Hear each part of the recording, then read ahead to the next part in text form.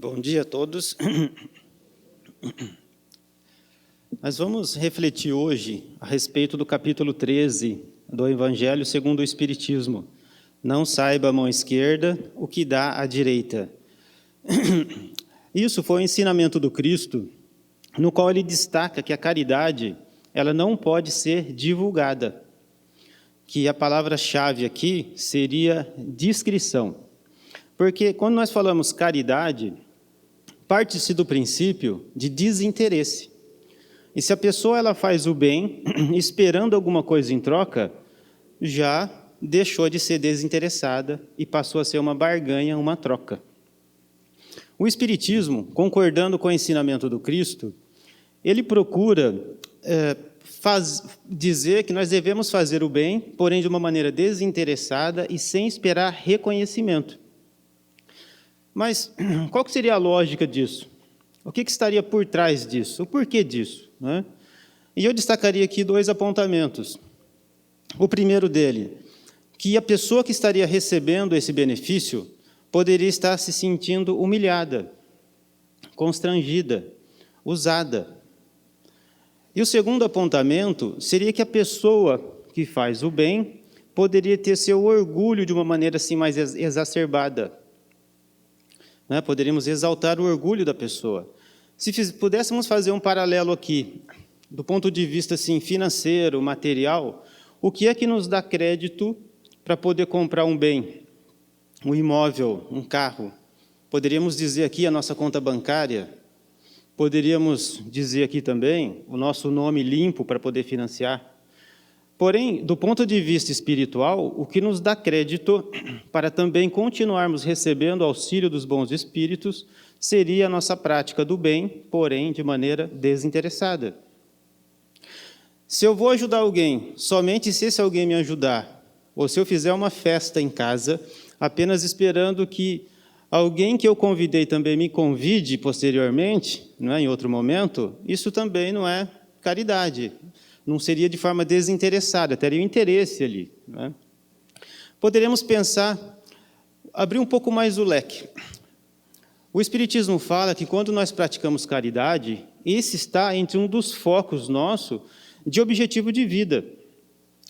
Porque se nós pudéssemos fazer uma enquete e sairmos na sociedade com uma prancheta na mão e perguntássemos para as pessoas, qual que é o nosso objetivo de vida? Algumas diriam, talvez, não é? É sofrer, outras é crescer, nascer, reproduzir e morrer. Outras diriam, para sermos testados, e por aí vai. Só que o Espiritismo fala que o nosso objetivo de vida seriam apenas dois, né? Dentro do foco da evolução, que seria o nosso desenvolvimento do ponto de vista intelectual e o nosso desenvolvimento do ponto de vista moral. Então, quando nós falamos desse desenvolvimento intelectual, está relacionado ao nosso conhecimento do ponto de vista científico, de estudo, de aprendizado, de experiências. Porém, quando eu falo do ponto de vista moral, melhor dizendo, o Espiritismo, está relacionado à nossa forma de nós nos relacionarmos uns para com os outros, fazer o bem. E, no Livro dos Espíritos, na questão de número 785, Kardec pergunta para os espíritos, qual o maior obstáculo ao progresso? E os espíritos respondem, orgulho e egoísmo. Então, repare que os espíritos apontam o orgulho e o egoísmo como sendo a principal barreira para o nosso desenvolvimento moral. Aquela frase, fazei ao outro aquilo que você gostaria que o outro fizesse para com você, demonstra uma lei, não é? E baseado nessa lei, podemos destacar aqui também a lei da ação e reação, que o Espiritismo fala que nós poderemos ser colocados em um contexto para passar por aquilo que nós fizemos outras pessoas passarem. Então, se eu não quero ser humilhado, que eu não humilhe. Se eu não quero que uma pessoa grite comigo, que eu também não grite com outra pessoa. Se eu não quero que ninguém atire em mim, que eu também não atire em ninguém. Se eu não quero ser traído, que eu também não traia ninguém. Fazer para o outro aquilo que nós gostaríamos que o outro fizesse para conosco. Mas e se eu já errei? Se eu já fiz tudo errado, né? Já ajudei humilhando, já fiz tudo o que não deveria fazer. Aí, a doutrina espírita ela é bem clara no seguinte aspecto, né? Baseado no ensinamento do Cristo, que uma ação no bem anula aquilo que foi semeado no mal. É fazer o contrário, agora, daqui para frente, é fazer o bem. É uma história de que uma pessoa, um trabalhador dentro de uma indústria, veio a perder um dedo trabalhando na máquina. E aí, essa pessoa era considerada, socialmente falando, como uma pessoa boa. Frequentava centro espírita, não é? Não quer dizer que frequentar o centro espírita é sinônimo de ser pessoas boas, mas tudo bem, não é? Mas entregava mantimentos para os pobres, por aí vai. E as pessoas, ao se depararem com aquela informação de que ela havia perdido o dedo trabalhando numa máquina, dentro de uma empresa, começaram a questionar, mas cadê Deus? Uma pessoa tão boa, tantas pessoas ruins que fazem coisas piores e não acontecem nada, né?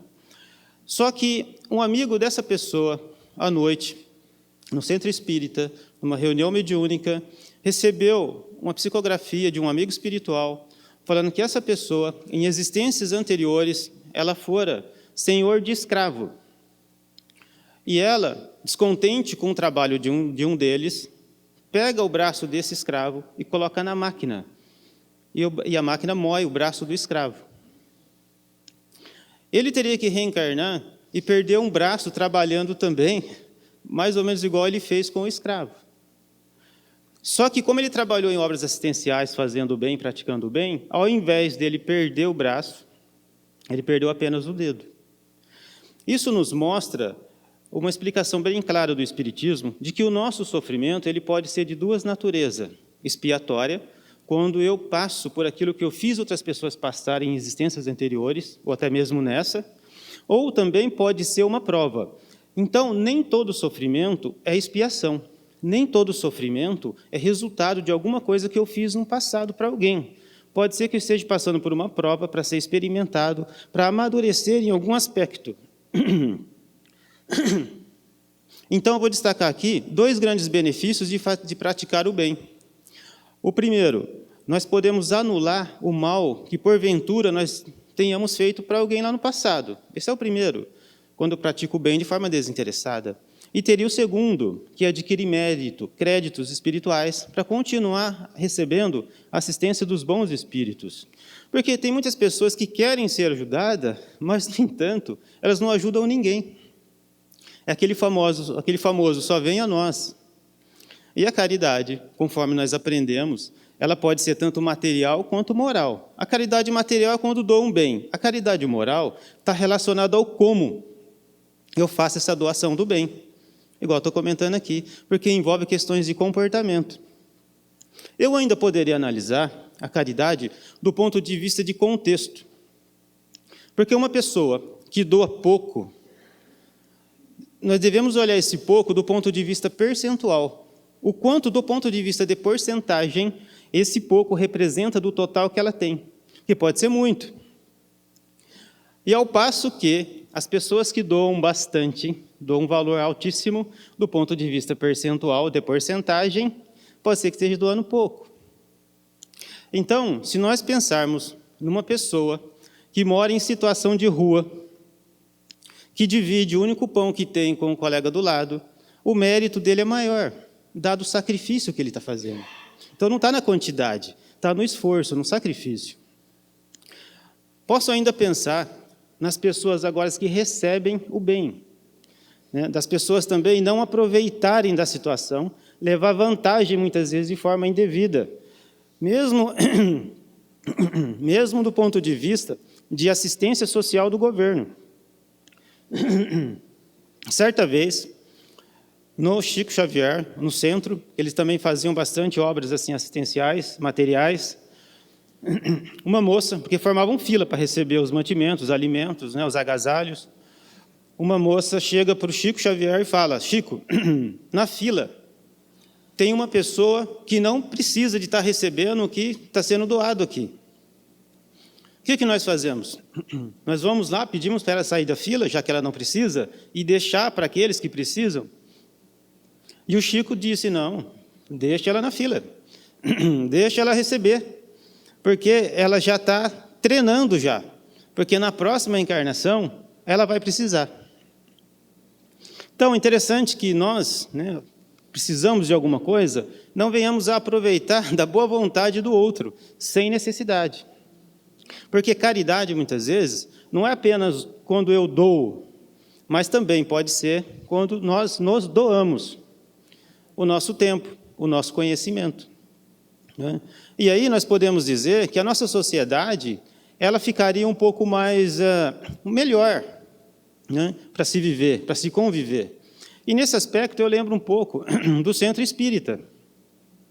O Centro Espírita é uma instituição de caridade, não é? E que, no primeiro momento, nós podemos chegar aqui precisando de ajuda, pedindo um auxílio, uma orientação, né? Só que, no segundo momento, seria interessante que a pessoa se capacitasse para ajudar também. E eu poderia considerar aqui o Espiritismo como sendo, não sei se uma das poucas ou a única, religião onde ela atende os dois, tanto a pessoa encarnada, que chega precisando de auxílio, quanto a pessoa desencarnada. No caso, seria o espírito. O que é um espírito? Uma pessoa que não tem um corpo de carne. Porque em algumas religiões, não estamos querendo criticar, tudo é importante, mas elas usam uma expressão assim, quando se refere ao espírito: se afaste em nome de Jesus. E no Centro Espírita, nós não utilizamos essa expressão. Não, vamos conversar. Por que o espírito, o colega, está perseguindo determinada pessoa ou determinada amiga nossa aqui? Qual que é o motivo? Porque muitas vezes o espírito, fazendo o outro sofrer, ele sofre também. Então, o espírito que supostamente acompanha alguém é uma pessoa em necessidade. Está precisando também de orientação. Então, o Centro Espírita teria esse papel: ajuda o encarnado e também o desencarnado. Penso eu que nessa altura aqui da explanação, todo mundo aqui já entendeu que devemos fazer a caridade, Só que nós estamos olhando aqui agora o como fazer, que seria dessa maneira desinteressada. E quando eu falo como, no ambiente de trabalho, a maneira que um colega trata o outro também tem a ver com o como. Como que eu falo com o meu colega de trabalho?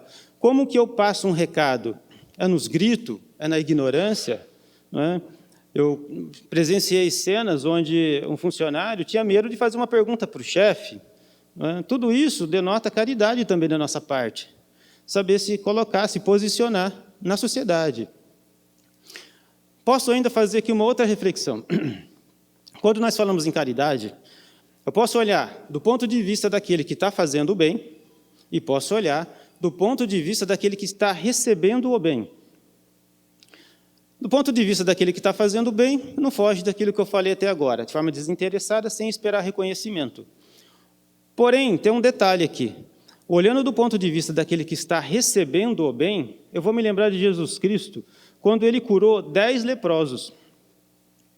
E aí ele pede para os 10 leprosos irem em direção ao sacerdote e mostrar que eles haviam sido curados. E conforme eles iam sendo curados ao longo do caminho. Porém, somente um voltou para agradecer. E o Cristo falou: mas não foram os 10 os curados? Cadê os outros 9? Por que só um voltou para agradecer? Então, olhando do ponto de vista daquele que está recebendo o bem, esse daí sim tem que ter reconhecimento. Aquele que faz o bem, não necessariamente, igual estou comentando, para não perder o mérito da ação. Mas aquele que está recebendo tem que reconhecer sim o auxílio que recebeu, porque senão passaria como ingrato. Tem uma pequena história de que tinha uma criança, uma menina, uma mocinha, que ela estava embaixo de uma árvore, em posição de oração, com as mãozinhas juntas, E aí um senhor passa, olha aquela cena meio estranha, bate no ombro da menina e pergunta: você está com algum problema? A gente pode te ajudar de alguma maneira? E a menina: olha, eu estou com a minha mãe doente, minha garganta não está bom, estava comentando com os colegas aqui de manhã, De manhã é mais complicado um pouco. Mas a menina falou: eu estou com a minha mãe doente, não tenho dinheiro para comprar medicamento, e a gente não tem dinheiro, não tem nada. E o Senhor falou assim, olha, só que você está orando para Deus, é isso? Ela, sim, estou pedindo ajuda para Deus. Mas o que você precisa não é de Deus, não. O que você precisa é disso aqui. Tirou a carteira do bolso, contou lá alguns dinheiros e deu para a menina. Ó, vai lá e pode comprar o medicamento para sua mãe e já resolver seu problema. Beleza. O Senhor se afasta, indo lá na frente, ele olha para trás e se depara ainda com a menina na mesma posição, ajoelhada, com a mão junta, né? Aí ele para e pensa, mas o que será que ela está pedindo agora? Aí ele volta, bate no ombrinho dela, e o que você está querendo agora? Aí ela fala, não, agora eu não estou pedindo, agora eu estou agradecendo a Deus que Ele me ajudou por meio de você. É a gratidão. Então não vamos confundir uma coisa com a outra. Quem faz o bem não pode esperar mérito, reconhecimento. Mas quem recebe o bem, esse daí sim tem que reconhecer, por questão de gratidão. E eu posso até pensar, ampliando ainda um pouco mais o leque aqui, de que nós também devemos saber cuidar de nós mesmos. Nós ainda não sabemos cuidar de nós. Porque muitas vezes, ao mesmo tempo que eu peço proteção espiritual, nós frequentamos ambientes que sabemos que fazem mal para nós. Ao mesmo tempo que nós pedimos proteção espiritual, nós permanecemos em contato com pessoas que sabemos que podem nos prejudicar. Ao mesmo tempo que nós pedimos proteção espiritual, nós nos entregamos aos excessos. Então, o que nós devemos fazer? Saber cuidar de nós mesmos, fazer o bem de forma desinteressada, sem esperar reconhecimento, e, quando auxiliado, saber ser grato. Importante aqui destacar também, inclusive fala nesse capítulo 13 do Evangelho segundo o Espiritismo, de que na nossa profissão, se a pessoa é um médico, se puder ajudar também de forma gratuita, quem não pode pagar, é uma caridade. Se a pessoa é um advogado, se puder atuar na causa de uma pessoa que também não tem condições de pagar, é caridade.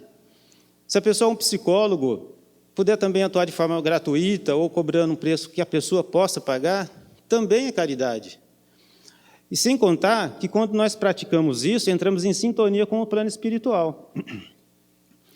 Em um determinado momento, uma mãe procura Chico Xavier, falando para ele que o filho dela estava tendo um comportamento estranho, que ele havia conhecido um grupo de colegas, estava tendo umas amizades que, na visão dela, não era legal, e ele estava começando a fazer uso de alguns vícios que ele não fazia anteriormente. E perguntou para o Chico, o que eu faço, Chico, quando é assim? Porque eu já conversei várias vezes e não adianta, a pessoa não muda. Aí o que o Chico falou? Olha, minha amiga, procura fazer o bem, procura fazer parte de algum grupo para ajudar alguém, fica a seu critério. E ela, saindo do centro do Chico, começou a frequentar uma religião católica, porque o Cristo não atendia só pessoas espíritas, né? Atendia todo mundo, né? Nenhum problema também quanto frequentar o catolicismo, né? E ela começou a fazer parte de um grupo de mulheres que faziam visita a cadeias, aos presos. E essa mãe, comentando com uma delas, né, falou também da dificuldade que estava tendo com o filho dela, um espírito que era mãe de um dos presos, escutando ela comentar a situação dela com a mulher do lado, a companheira do lado, percebendo que ela ia lá na cadeia para ajudar o filho dela que estava presa, e ela já estava no plano espiritual, com um certo grau de evolução, vai em direção ao filho dela para ajudar. E ela percebe que o filho dela estava sendo acompanhada por um espírito que o induzia ao vício, ao uso das drogas. E ela começa a conversar com essa entidade do lado de lá. Olha, você não quer conhecer um caminho diferente? Um rapaz aqui era boa pessoa, e por aí vai. E até que o espírito acaba desistindo. Então, repare que quando você está fazendo o bem, alguém está vendo, muitas vezes até mesmo do ponto de vista do plano espiritual. Porque, por tabela, você está fazendo o bem para outra pessoa também. E quando nós fazemos o mal, por tabela, estamos prejudicando outras pessoas que a gente também nem sequer conhecemos. Porque todos nós aqui temos necessidade de ajuda, de auxílio. Quem nunca precisou da ajuda, se a gente for olhar, né, o que está me passando pela mente aqui agora, é assim, até os filmes de heróis. Lembra dos dos nossos heróis, Batman, Superman, em algum momento ele também precisa de ajuda. Que dirá nós, não é? Precisamos do apoio um do outro. E tem uma frase que todo mundo aqui já ouviu, que é melhor ajudar do que ser ajudado, não é isso? Então, a caridade tem que estar no nosso dia a dia, saber conviver. O nosso problema maior é de relacionamento humano. Nós ainda estamos pedalando nisso ainda, né? Eu posso até dizer ainda, né, de acordo com a literatura espírita, que no nosso planeta Terra, dado o nosso grau de evolução espiritual, ainda é difícil as coisas. As pessoas têm receio uma das outras, desconfiam das pessoas, né? Não confiam, até para fazer o bem tem que saber como que faz, né? Mas o Espiritismo fala que existem vários tipos de planetas, né? Cada planeta está num grau de evolução diferente, de acordo com o grau de evolução intelectual e moral de cada um dos seus moradores. O Allan Kardec ele faz uma comparação que eu acho interessante. Ele usa uma cena assim de um barco. Imagina um navio atracado num porto, né? Como se fosse um navio de cruzeiro hoje, né? E todo mundo que está lá dentro desse navio está com algum tipo de vírus, está contaminado. Então, a regra é, ninguém desce do navio enquanto não se tratar, para não prejudicar o pessoal da sociedade. Nós aqui na Terra somos mais ou menos assim. Quando nós estivermos curados moralmente, evoluídos mais espiritualmente, nós poderemos aí sim habitar mundos melhores, onde o bem já é o normal, não é a exceção, né? E até um tempo atrás, acho que todo mundo aqui ouviu também, o pessoal falando dos ETs aqui, não é? De Varginha, tal, os extraterrestres entre nós. Allan Kardec, no Livro dos Espíritos, os Espíritos, em algum momento, falam para Kardec que aquilo que nós consideramos aqui na Terra uma genialidade, uma invenção, uma genialidade, não passa de infantilidade se comparado com a tecnologia de mundos mais avançados. Isso quer dizer o quê? Que, em tese, eles poderiam vir aqui sim. Não estou falando que vieram, não é isso. Estamos aqui estudando a teoria. Em tese, eles poderiam. Se eles têm uma inteligência mais avançada do que a do homem, por que não poderia? Poderia. Então, repare que a nossa vida é uma constante evolução. E temos pessoas no universo mais evoluídas do que nós e aqueles que estão mais para trás, né? Mas tudo isso proporcionado o quê? Pela lei da ação e reação, proporcionado pela lei também da reencarnação. Interessante, né? Que assim como o desenvolvimento intelectual ele progride de acordo com a reencarnação, essa parte moral também. E outra coisa que eu acho interessante é assim, toda vez que nós falamos em reencarnação, nós lembramos muito assim, estou sofrendo hoje porque lá no passado eu fiz alguma coisa errada para alguém. Mas se esquece de que as coisas boas que nós fizemos lá no passado também se repercute aqui. Porque uma pessoa aqui que se destaca em alguma área é porque ela também já vinha trabalhando isso em reencarnações anteriores. Uma pessoa que se destaca na ciência, uma pessoa que se destaca na filosofia, que se destaca nas artes, no futebol, essa pessoa não começou a praticar aquilo agora, ela já traz isso com o seu cabedal intelectual de existências anteriores. Eu gosto de fazer esse lembrete, porque a gente só lembra de coisa ruim. Não, agora tem que pagar, agora tem que sofrer. Não, tem coisas boas que nós trazemos também. Mas sempre acompanhando esses dois aspectos, desenvolvimento intelectual e desenvolvimento moral, do ponto de vista de praticar o bem sem esperar o retorno daquilo, né? Eu até costumo dizer também que existem 3 formas da gente aprender. Um minuto. A primeira, quando alguém fala. A segunda, quando nós observamos as pessoas passar pelas experiências, muitas vezes dolorosas. E a terceira, quando nós passamos pela experiência. Mas aprender vai, todo mundo, sem exceção, né? Uns falam ou vai pelo amor ou vai pela dor, como queira. Mas aprender, pessoal, é um processo e todos nós estamos inseridos nessa lei do progresso. Então, o aprendizado vai se fixar em cada um de nós, seja de um jeito ou seja de outro.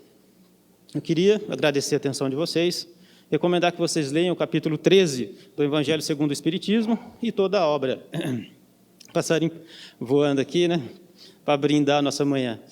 Agradeço pela atenção e até a próxima, se Deus quiser.